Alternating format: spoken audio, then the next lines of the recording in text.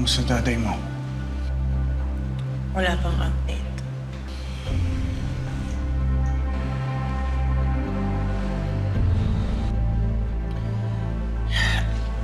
Hinihintay ko pa kung anong sasabihin ng doktor. Alam mo, kung utak ko lang masusunod. Kasi kakabuti ng lahat na mamatay na lang siya. Kung ano man ang nagawa niya, Diyos na ang bahala sa kanya.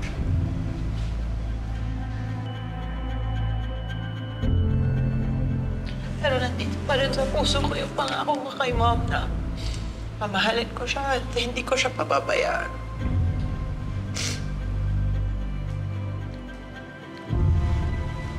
Pero sobrang hirap niyang mahalin.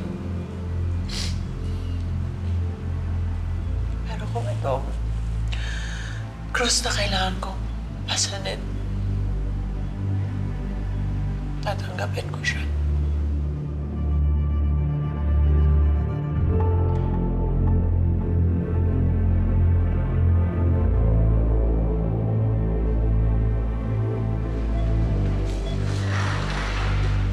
Mercy. Sige. Dok, anong balita?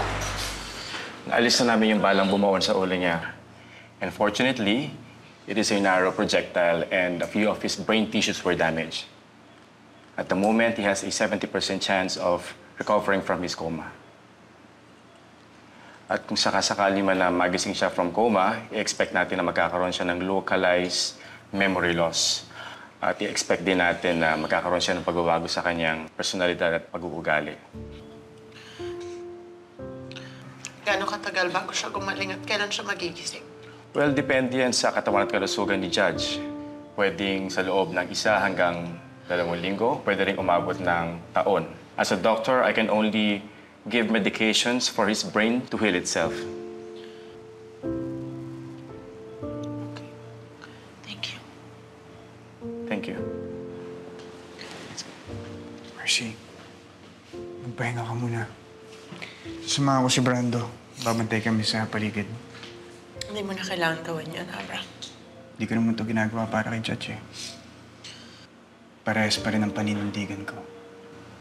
Ihaharap ko siya sa hustisya kahit anumang mangyari. Pero Mercy, ginagawa ko to para sa'yo.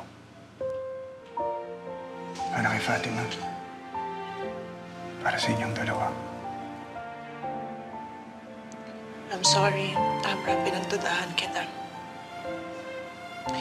Ang dami kong pagkukulang na ginawa sa'yo. Carlo J. Caparas, Lumuhod Ka sa Lupa. Weekdays sa Hapon Champion.